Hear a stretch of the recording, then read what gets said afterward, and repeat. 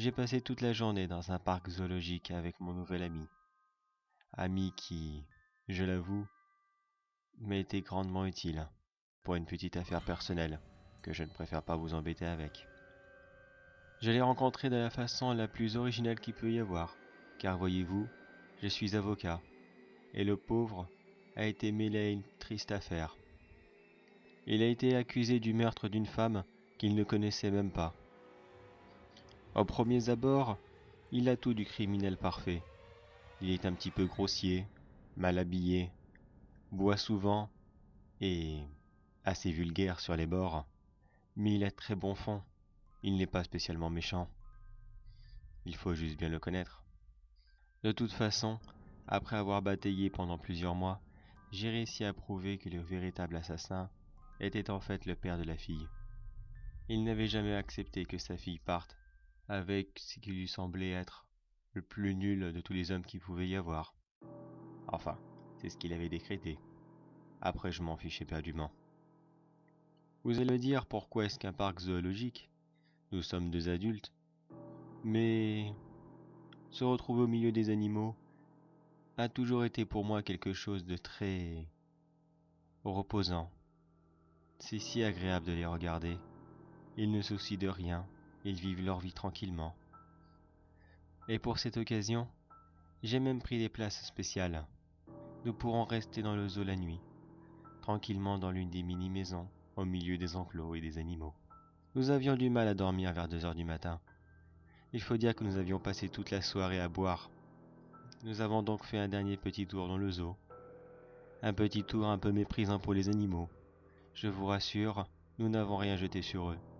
Mais nous avons sorti quelques blagues et quelques petites remarques. Le comportement typique de deux hommes bourrés.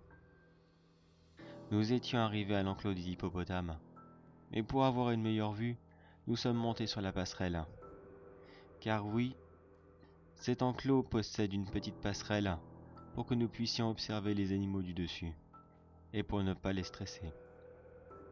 Nous étions complètement saouls, et pris dans nos blagues salaces, quand soudainement mon ami, il me dit qu'en réalité, la femme qu'il devait avoir soi-disant assassinée, eh bien c'était vrai, il l'avait réellement fait. Il en avait même beaucoup profité ce soir-là, il ne l'a pas directement tuée. Il est rentré le soir, par la fenêtre de la chambre. Le mari n'était pas présent. Il a profité d'elle pendant 2 bonnes heures, puis après s'est débarrassé d'elle, pour qu'elle ne puisse jamais parler de cela à qui que ce soit. Je l'ai regardé avec un air extrêmement surpris. Je me sentais tellement trahi. Lui était plié de rire, en repensant à toute la scène qu'il avait fait, et tous les beaux discours que j'avais faits au jury, pour pouvoir les entourlouper.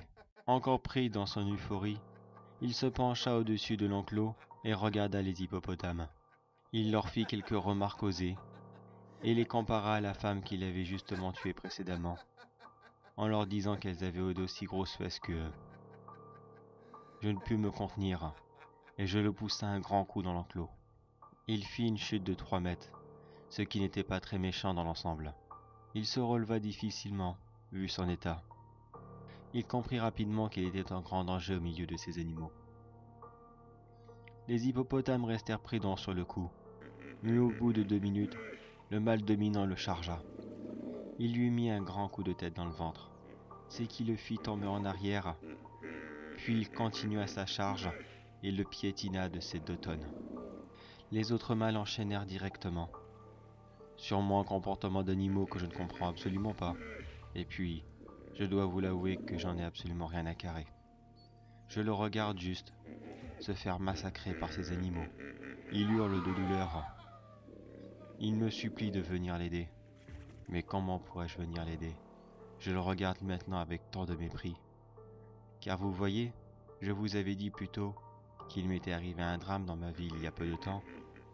Car la femme que ce salaud a tuée, eh bien c'était la mienne. Et je l'avais défendue.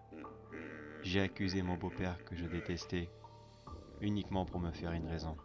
Cette pourriture m'a pris ce que j'avais de plus cher au monde. Et là maintenant, lui qui ne possède rien, ni personne, car il n'a jamais été foutu de garder qui que ce soit, avec son caractère et son comportement de merde, est là en train de crever lentement comme la merde qu'il est. Et je dois vous l'avouer, que finalement ce petit tour aux eaux aura été très satisfaisant, car je passe actuellement l'un des plus beaux moments de ma vie.